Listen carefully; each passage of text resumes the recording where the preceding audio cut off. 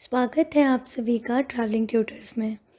मेरा नाम प्रीति शर्मा है और मैं इस वीडियो में आपको क्लास 10th के सिलेबस के बारे में इन्फॉर्मेशन देने वाली हूँ और साथ में हम ये भी ज़रूर जानेंगे कि क्लास 10th के मैथ्स एग्ज़ाम में हम 95 प्लस मार्क्स कैसे ला सकते हैं। तो वैसे तो ये वीडियो आपको क्लास 10th के सिलेबस के बारे में इन्फॉर्मेशन देने के लिए है और इसीलिए जो नेक्स्ट 1 मिनट में मैं आपसे बताने वाली हूँ उसे आप स्किप कर सकते हैं और मेन पार्ट पे मूव कर सकते हैं। बट सच में मेरे पास कुछ ऐसा है आपको बताने के लिए जो आपको जानना ज़रूरी है। इन शॉर्ट मैं आपसे अपना एक पर्सनल एक्सपीरियंस शेयर करना चाहती हूँ। जब मैं अपने क्लास 10th में थी तब मैंने चीज़ों को कैसे देखा था और मुझे कैसे देखना चाहिए था। अगर आपने स्किप नहीं किया तो थैंक यू सो मच। जब मैं क्लास 9th में थी तो क्लास 9th में हमें काफ़ी डरा दिया गया था और डरना हमारे लिए ज़रूरी भी था क्योंकि मेरे मार्क्स काफ़ी कम थे। मैं आपसे जो बोलना चाह रही हूँ वो ये कि क्लास 9th में जाते जाते हम क्लास 10th की चिंता करने लगे थे। हम काफ़ी ज़्यादा डरे हुए थे और रीज़न ये था कि हमारे मार्क्स काफ़ी अजीब थे। क्लास 8th में मुझे 100 आउट ऑफ 100 मिला था मैथ्स में और जब मैं क्लास 9th में गई तो वो सिर्फ 48 मार्क्स थे, जो कि 50% भी नहीं। एंड ऑनेस्टली मेरे मार्क्स कभी इतने कम नहीं आए। मैं कभी 50% से लो गई नहीं। इनफैक्ट मैं कभी 70% से लो नहीं गई। मेरे किसी भी सब्जेक्ट के मार्क्स 70% से लो होते ही नहीं थे। आई वॉज़ वेरी स्कैर्ड कि क्लास 10th कैसे क्लियर होगी and I was upset also. So everybody told us one thing, next year से बोर्ड है। ये तो जैसे कि एक कॉमन कंपल्सरी सेंटेंस बन गया था। ट्यूशन में भी यही सुनने को मिलता था और स्कूल में तो ऑब्वियसली मिलता ही था। तो नेक्स्ट ईयर से बोर्ड है, ये काफ़ी हमारे लिए एक डरावना सेंटेंस था। सबने हमसे ये बोला बट कोई भी जो है रियल बात नहीं बताता था। Nobody told us the real thing. Board की एक्साइटमेंट होनी चाहिए, डर नहीं। ये वो चीज़ थी जो हमें पहले ही बता देनी चाहिए थी। मगर बोर्ड एग्ज़ाम को बिना मतलब एक डिफ़िकल्ट एग्ज़ाम कंसिडर किया जाता है, जो कि मुझे बिल्कुल गलत लगता है अब। जब मैं 10th में थी तब तो नहीं लगता था, क्योंकि तब मुझे वो रियलिटी में डिफ़िकल्ट लगता था। And I will tell you one thing कि जब मैं 9th में थी तो काफ़ी डरी थी और जब मैं 10th में गई तो मैंने सिर्फ पास होने के लिए पढ़ाई की, कि बस मैं पास हो जाऊँ, फ़ेल नहीं होना। क्योंकि जो बच्चा कभी 70% से नीचे गया ही नहीं, अगर वो अचानक से फ़ेल हो जाए तो ये कितना ज़्यादा गलत हो जाएगा। इसीलिए मैंने सिर्फ पास होने के लिए पढ़ाई की, क्योंकि ये उस समय काफ़ी डिफ़िकल्ट था। मेरे जो मार्क्स थे 10th क्लास के वो काफ़ी सरप्राइजिंग थे। मुझे 98 आउट ऑफ 100 मिला और 98 आउट ऑफ 100 या फिर 100 out of 100 in maths, it is not difficult. I promise this is very easy to score. जितने भी बच्चे इतने मार्क्स स्कोर करते हैं वो क्लास 10th में जब होते हैं तब तो काफ़ी हार्ड वर्क करके, काफ़ी डर कर, काफ़ी प्रेशर में पढ़ कर के इतना स्कोर करते हैं। पर जब मेरा रिज़ल्ट मैंने देखा तब मुझे रियलाइज़ हुआ मैंने काफ़ी ज़्यादा डिफ़िकल्ट समझ लिया था इस एग्ज़ाम को। And I will tell you honestly कि जब मैं एग्ज़ाम दे के आई थी तब मुझे सिर्फ इतनी उम्मीद थी कि चलो एग्ज़ाम तो अच्छा गया, 90s तो मैं स्कोर कर ही लूँगी, इतना मुझे पता था। और ज़्यादा से ज़्यादा अगर आगे गई तो 95 तक चली जाऊँगी, इससे ज़्यादा नहीं हो पाएगा। और मेरा स्कोर 98 था सच में। तो इसीलिए मुझे बस आपसे ये कहना था कि जो टॉपर्स होते हैं उनकी कोई ट्रिक होती है, कोई रियल चीज़ है जो हमें मालूम नहीं है, उन सारी चीज़ों को हम यहाँ डिस्कस करने वाले हैं। तो मैं आपको वो ट्रिक और वो रियल थिंग भी बताने वाली हूँ, लेकिन उससे पहले मैं चाहती हूँ कि आप इस चीज़ को अपने दिमाग में फ़िक्स कर लें कि ये जो क्लास है आपकी, इस क्लास में आपको हाई स्कोर नहीं करना। इस क्लास में आपको स्ट्रेस हैंडल करना सीखना है, नए-नए चैलेंजेस फेस करने हैं और सिंसियरिटी और सेल्फ स्टडी को समझना है कि इसकी इम्पोर्टेंस क्या है आपके लिए। ये 3 चीज़ें जब आपको करने आ जाएँगी ना, I promise 100 out of 100 is not a big deal. Sample papers करना, मॉक पेपर्स करना, प्री बोर्ड्स देना।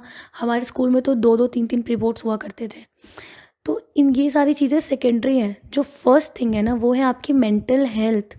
वो है अपने आप को मेंटली प्रिपेयर करना, खुद से ये कहना कि कोई भी एग्ज़ाम बड़ा नहीं होता। Okay, so you do not have to worry, you just need to learn how to tackle with stress, how to face new challenges, and you should have sincerity now.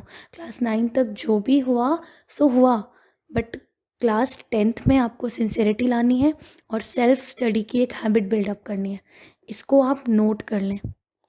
और रही बात अच्छे स्कोर की, तो उसके लिए आपको सिर्फ ये 4 चीज़ें चाहिए: पेन, नोटबुक्स, एनसीईआरटी और हम लोग। तो हम आगे बढ़ते हैं। हम अपने सिलेबस पार्ट को स्टार्ट करने वाले हैं। अगर लास्ट की जो भी 1 या 2 मिनट की वीडियो थी, उसे आपने स्किप कर दिया था तो कोई बड़ी बात नहीं है, इट्स कम्प्लीटली फ़ाइन। आप अपना सिलेबस पार्ट देखने आए थे, आप उसको देखिए। मैं आपको इसमें कंप्लीट सिलेबस बताने वाली हूँ। और अगर आपने लास्ट के 1 मिनट वीडियो देखी है तो I want to repeat it कि आपको क्लास 10th में टेंशन नहीं लेनी है। कुछ नहीं करना है, बस पढ़ाई पर फोकस करना है। और ऐसा नहीं है कि आपको 8 घंटे, 10 घंटे, 12 घंटे पढ़ना है, नहीं, ऐसा कुछ नहीं करना। इस क्लास का हाइप मत बनने देना अपने दिमाग में। कोई भी आपसे कहे ना कि इस साल से बोर्ड है, तो उससे कहना कि हाँ मुझे पता है इस साल से बोर्ड है, and I am preparing my best. ठीक है, so we are starting with the syllabus part. यहाँ पर हमारे पास मैथ्स में कंप्लीट 7 यूनिट्स हैं, और इन 7 यूनिट्स में से सबके मार्किंग स्कीम जो है हमने यहाँ पर लिखी हुई है। ठीक है, जो यूनिट 1 है वो है number system, 6 marks.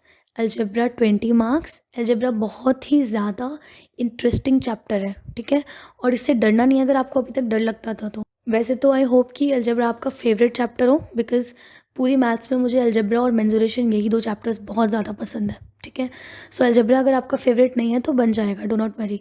Coordinate geometry पढ़नी है, कोऑर्डिनेट ज्योमेट्री के कुछ टॉपिक्स हटा दिए गए हैं। ज्योमेट्री पढ़नी है, trigonometry, mensuration, statistics and probability. ठीक है, तो इनके जो वेटेज है यहाँ पर गिवन है, सबसे ज़्यादा वेटेज अलजेब्रा का है, and we are going to rock in this unit. Okay, this unit is very easy. बस बेसिक जो कंसेप्ट है वो आपके क्लियर होने चाहिए। ठीक है, and I can promise you one thing कि अगर आपके बेसिक कंसेप्ट्स क्लियर नहीं हैं, अगर आपको लगता है कि 10th क्लास का जो सब्जेक्ट है उसके अंदर जो टॉपिक्स हैं वो अब ज़्यादा हाई लेवल के हो चुके हैं आपके हिसाब से, तो आप मुझे प्लीज़ आकर बताएं। मैं आपके लिए बेसिक लेवल की वीडियोस, जो फंडामेंटल कंसेप्ट्स होते हैं उसकी वीडियोस भी पोस्ट करूँगी। ओके, तो अब हम सिलेबस देखेंगे 1 बाय 1। जो यूनिट 1 है उसका चैप्टर 1 है रियल नंबर्स। उसके अंदर की ये टॉपिक्स हैं जो हमें पढ़ने होंगे। इसे हम धीरे धीरे कंप्लीट करेंगे। और हाँ, मैं आपसे एक चीज़ और बताना चाहती हूँ कि जैसे जैसे हमारा सिलेबस कंप्लीट होता जाएगा, वैसे वैसे मैं आपको बताती जाऊँगी कि अपने एग्ज़ाम के लिए आपको प्रिपरेशन कैसे करनी है। Okay, so this is unit 2 algebra, जिसमें हमें पॉलिनोमियल्स और पेयर ऑफ लीनियर इक्वेशन पढ़ने हैं, दैट इज़ इन 2 वेरिएबल्स।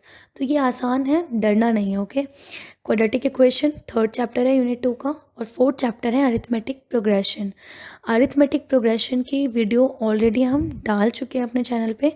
इस चैप्टर के कंप्लीट कंसेप्ट को हमने सिर्फ 20 मिनट्स में पढ़ा है। ठीक है, तो हमारे चैनल से पढ़ने का ये आपका सबसे बड़ा बेनिफिट है कि 20 मिनट से ज़्यादा लॉन्ग वीडियो नहीं होगी। आप आराम से बैठ करके अपनी वीडियोस को देख सकते हैं और धीरे धीरे अपने कंसेप्ट्स क्लियर कर सकते हैं। ठीक है, कोऑर्डिनेट ज्योमेट्री पे आते हैं। कोऑर्डिनेट ज्योमेट्री के अंदर चैप्टर है कोऑर्डिनेट ज्योमेट्री। 4th है यूनिट हमारी ज्योमेट्री, जिसमें ट्राइंगल्स और सर्कल्स पढ़ने वाले हैं। सर्कल्स में सिर्फ 2 थ्योरम है जिसे हमें पढ़ना है, और ये काफ़ी आसान है। ठीक है, नेक्स्ट इज ट्रिगोनोमेट्री। ट्रिगोनोमेट्री से बिल्कुल नहीं डरना है, बिल्कुल भी नहीं डरना है। हम लोगों के टाइम पे क्या था कि ट्रिगोनोमेट्री का भी वैसे ही हाइप था जैसे बोर्ड एग्जाम्स का था। ठीक है, तो डरा दिया गया था। ट्रिगोनोमेट्री पढ़ने के लिए कुछ नहीं करना है, बस फॉर्मूलेज हमें याद होने चाहिए, इसके बेसिक कंसेप्ट हमें पता होने चाहिए, है ना। तो आपके लिए ट्रिगोनोमेट्री एक नया कंसेप्ट है, और कोई भी नई चीज़ जब इंट्रोड्यूस होती है ना, तो कम्प्लीटली डिपेंड होता है टीचर के ऊपर कि वो उसे अच्छे से क्लियर करवा पा रहा है या नहीं। ओके, सो मैं अपना पूरा बेस्ट ट्राई करने वाली हूँ कि आपको ट्रिग्नोमेट्री आसान लगे, आसानी से समझ आए। अगर ना आए समझ, तो हम एक ही कंसेप्ट को अलग अलग तरह से अलग अलग वीडियोज़ में पढ़ सकते हैं। आपको सिर्फ मुझे इन्फॉर्म करना है, ठीक है। तो ट्रिग्नोमेट्री के ये चैप्टर्स हो गए 3। और फिर जो हमारी 6th यूनिट है वो है मेंसुरेशन। मेंसुरेशन भी बहुत इंटरेस्टिंग चैप्टर है। और उसके बाद आता है हमारा last unit, that is statistics and probability. और प्रोबेबिलिटी एक ऐसा चैप्टर है जिसके लिए मैं आपसे बोलना चाहूँगी कि इसमें आपको थोड़ा सा अपना ब्रेन लगाना पड़ेगा। और मे बी 10th क्लास के एंड होते होते आपको ये रियलाइज़ हो कि trigonometry was very easy, probability ज़्यादा कॉम्प्लिकेटेड था, ठीक है।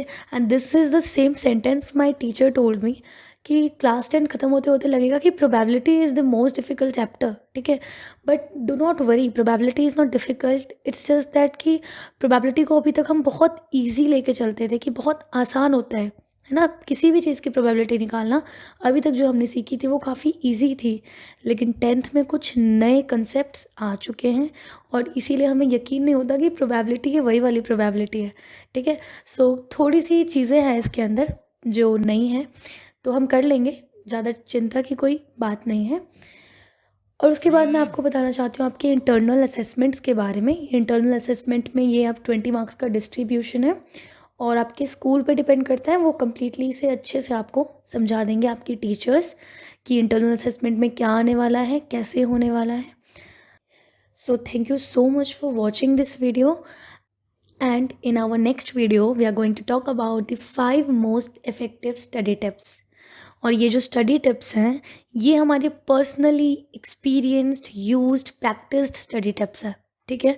तो ये वो तरीके हैं जिससे हमने अपने क्लास 10th भी क्लियर किए और अभी आने वाले हमारे सारे एग्ज़ाम्स हम इसी के बेसिस पे क्लियर करते हैं, ठीक है। तो आप जुड़े रहिए हमारे साथ। और एक बहुत इंपॉर्टेंट चीज़, प्लीज़ मेरी बात सुनकर जाइए कि आपको 10th क्लास में कोई भी ऑनलाइन कोर्स ख़रीदने की कोई भी आवश्यकता नहीं है, क्योंकि हमारा जो चैनल है वहाँ पे आपको सारा कंटेंट फ्री में मिलने वाला है।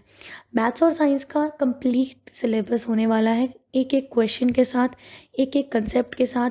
आपको डाउट के लिए भी कहीं जाने की ज़रूरत नहीं है। आप 1 to 1 हमसे इंटरेक्ट होकर के 1 to 1 हमसे बात कर सकते हैं, अपने छोटे छोटे डाउट्स क्लियर कर सकते हैं। और साथ में जो जिन भी पीडीएफ्स या पीपीटीज से हम पढ़ाएंगे आपको, वो सारी चीज़ें फ्री में अवेलेबल होंगी। तो एनी टाइम एक्सेस होगा आपके पास, एग्ज़ाम में जाते जाते आप रास्ते में भी उसको रिवाइज़ कर सकते हैं, ठीक है। क्योंकि हमारी पीपीटीज ज़्यादा बड़ी नहीं होती हैं, हम 20 मिनट्स में कंप्लीट कंसेप्ट रिवाइज़ करवाने की कोशिश करते हैं, ठीक है। तो इसीलिए हमारे चैनल से जुड़िए और ज़्यादा से ज़्यादा इसका बेनिफिट उठाइए। तो मिलते हैं फिर अगले वीडियो में। जय श्री राम।